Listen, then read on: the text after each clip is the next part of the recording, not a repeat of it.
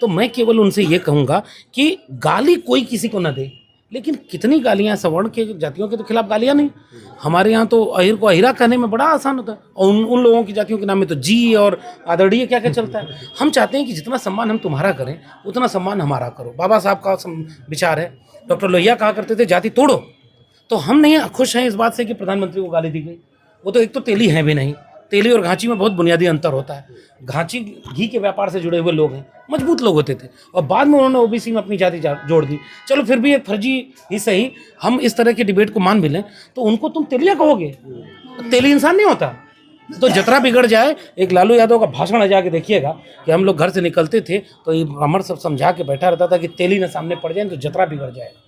इतने कुर्मी का लइका करम से, कोहरी का लइका कलम से हीन, और हाथ में खुरपी मोथा बीन।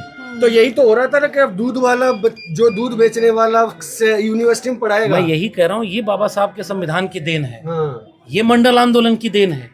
ये बाबा साहब के संविधान में यही तो तय किया, इसीलिए वो सब उसको बदलना चाहते हैं कि जिनको हम दबा के रखना चाहते थे, संविधान ने उनको बराबर का मौका दे दिया। तो समानता के विरोध में करते हैं ये, इनको पसंद नहीं आता। जैसे इनके आइकॉन लखनऊ में 3 मूर्ति बनाई, और यही लोग थे जो मायावती जी जब मूर्ति बना रही थी तो उसका विरोध करते, पैसे की बर्बादी हो रही है। जब लोहिया पार्क और जनेश्वर मिश्रा पार्क बना तो कह रहे थे कि पैसे की बर्बादी हो रही, और वहाँ किसका पार्क बना है 3 लोगों का, और कितने करोड़ की मूर्ति लगी है। क्या तो इसमें तो मीडिया भी चुप रहा। मीडिया तो नहीं का है, जिसका दाना उसका गाना। हम ये चाहते हैं कि इस देश में संविधान के आधार पर समानता, न्याय, और चाहिए ये इसलिए भी जरूरी है कि जैसे यूजीसी बनेगा तो यूजीसी के बनने पर विश्वविद्यालय अगर सबके होंगे तो ऐसे ही सबकी मीडिया बने, सबका जुडिशरी बने। हम कह रहे हैं जुडिशरी में आरक्षण क्यों नहीं होना चाहिए, मुझे एक व्यक्ति खारिज करके बताए। मैं यहाँ से पूरे देश के सामने एक मांग रखता हूँ कि जहाँ यूजीसी के बच्चे जा रहे हैं आंदोलन करने, उस मांग में शामिल करो। पहली मांग कि यूजीसी और सख्त बनाकर लागू करो। नंबर 2, जाति जनगणना तुरंत गैजेट नोटिफिकेशन जारी करो। आज तक सरकार ने एक बार लिखित नहीं दिया है कहीं कि हम जाति जनगणना कराएंगे। तुम धोखा दे दोगे, हमको क्या पता। तो जाति जनगणना कराओ। तीसरा, एनएफएस, अगर एक व्यक्ति भी एससी एसटी ओबीसी का एनएफएस हुआ तो उसके ऊपर मुकदमा चलाओ, इसका प्रावधान बनाओ ना। और चौथा मांग कि जितना बैकलॉग शॉर्टफॉल है सब जारी करो, सब लगाओ। और जुडिशरी में क्यों नहीं रिजर्वेशन दोगे, मीडिया में क्यों नहीं रिजर्वेशन होना चाहिए, तो सब जगह सबकी भागीदारी। यादव जी, एक सवाल और है जो सबसे इम्पोर्टेंट है। आपने बहुत बड़ी बड़ी बातें की, मांग की, लेकिन जब आपको शमशान में जगह नहीं दी जाती, और आप तो विश्वविद्यालय की और सुप्रीम कोर्ट की बात कर रहे हैं, और हम कर रहे हैं जिसको विश्वविद्यालय में भी जगह नहीं दी गई। सच बात है, जो बोलेगा वो मारा जाएगा, और बोलेगा जो, उसी ने इतिहास बदला है। डॉक्टर अंबेडकर चुप हो गए होते, सयाजी बाग में जा कर के रोए थे। 10 दिन नौकरी, वेटिंग फॉर वीजा, सबको पढ़नी चाहिए, रहने को घर नहीं, ये नहीं वो नहीं, चले जाते विदेश। ये तो बड़ा खराब देश है। मैं तो इतना टैलेंटेड हूँ, सारी ओरिजिनल डिग्री भी थी। लड़े ना, फैसला किया ना कि यहीं रहूँगा, लड़ूंगा। डॉक्टर राम मनोहर लोहिया तो सवर्ण बिरादरी से, सामान्य वर्ग से आते थे, लेकिन विचार से समाजवादी थे। यहीं खड़े होकर के लड़े, जाति तोड़ो। उनके अपने लोगों ने उनको किनारे कर दिया। तो जितने लोग लड़े उन्हीं ने हमारे लायक कुछ बनाया। फूले को घर से निकाल दिया, सावित्रीबाई फूले दोनों बाहर जाके चले गए, पोस्टर लगवा दिया। एक किताब में बार बार कहता हूँ, सुनील खिलनानी, उसमें कार्टून बना करके लिखा हुआ है, हाँ, कि भाई जो पोस्टर वहाँ के सड़कों पर लगा दिया गया था कि धर्म विरोधी काम कर रहे हैं, सब शिक्षा दे रहे हैं, फिर भी फूले रुके नहीं। शाहू इंडिया में भी बोलते हैं, आइडिया शाहू जी महाराज के विरोध में वहाँ कितना, जहाँ उसके बाद जब राजाओं की बैठक हुई, जब उन्होंने 1900 में आरक्षण दे दिया, उसके बाद उनका विरोध करने लगे थे सब। अब मैंने ये जाति जनगणना वाली किताब में जब खोजा तो पाया कि मैसूर रियासत थी, उसमें यादव लोगों का एक दूसरा गोत्र है, वो रिजर्वेशन दे रहा था, मिलर कमेटी बना रहा था, और उसमें केवल ओबीसी को रिजर्वेशन नहीं दे रहा था, एससी एसटी ओबीसी तीनों को। इन्होंने इतिहास ही नहीं पढ़ने दिया, इसीलिए तो कि बहुजन एक ना हो जाए।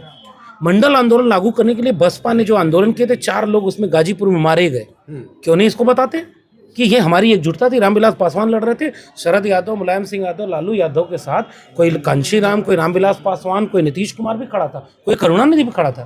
तो ये जो इतिहास हमारा है वो अपने आप जोड़ने का है। लेकिन आंदोलन कैसे करेंगे, आप लोगों पे तो लाठीचार्ज हो रही है। होने दीजिए, जेल में डालो, लेकिन हमारे जैसे लोग न लाठी से, न गोली से, और न जेल में डालने से डरते हैं, क्योंकि हमारा रास्ता गलत नहीं है। हम किसी व्यक्ति, किसी जाति, किसी भी संस्था के खिलाफ नहीं है, हम न्याय के पक्ष में हैं, और न्याय के लिए हमारी लड़ाई लड़ेंगे। और हम बाकी लोगों को भी ये पैगाम दे रहे हैं, भाई गुलाम रह करके, चाहे घुटनों के बल रह करके जिंदा रहने से अच्छा है कि अपने पैर पर खड़े होकर के अपने स्वाभिमान के साथ जिंदा रहा जाए।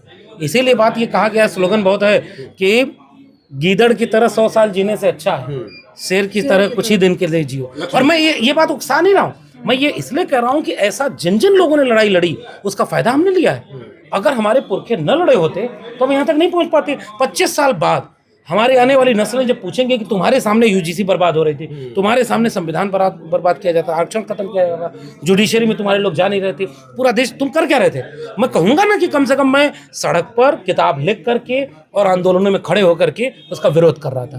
लक्ष्मण जी, क्या आपको लगता है हिस्ट्री दोबारा रिपीट कर रही है कि जब पहली बार यूनिवर्सिटीज में ओबीसीज को आरक्षण मिलता है तो उसी आर्ट फैकल्टी के सामने जनरल कैटेगरी के लोग सब्जी बेचते हुए दिखाई देते हैं, जूता पॉलिश करते हुए दिखाई देते हैं, सांकेतिक प्रदर्शन करते हैं और आज भी लगभग वैसे ही प्रदर्शन देखने को मिल रहे हैं। क्या हिस्ट्री रिपीट कर रही है खुद को? नहीं, हिस्ट्री बिल्कुल रिपीट नहीं कर रही है। कैसे?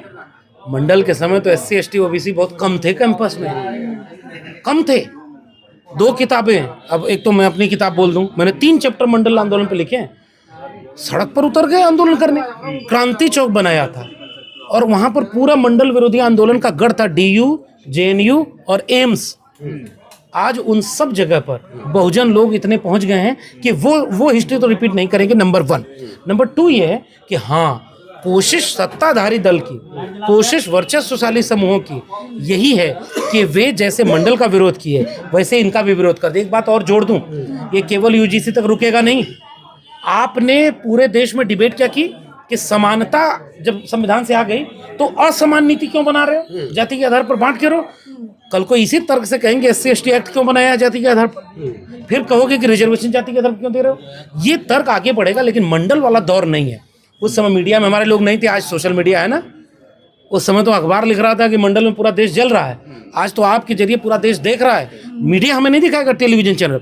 मुझे ही टीवी डिबेट पे बुलाया था जब उनका विरोध हो रहा था, अब क्यों नहीं बुलाते, मैं ये सोच रहा हूँ, क्योंकि अब तो उससे बड़ा विरोध हो रहा है, देश भर में विरोध हो रहा है। इससे ये समझ में आता है कि सत्ता किसके पास है। बहुजन समाज के लोगों को एक पैगाम देना चाहता हूँ, छोटे छोटे झगड़ों में उलझो नहीं, सारे मारे जाओगे।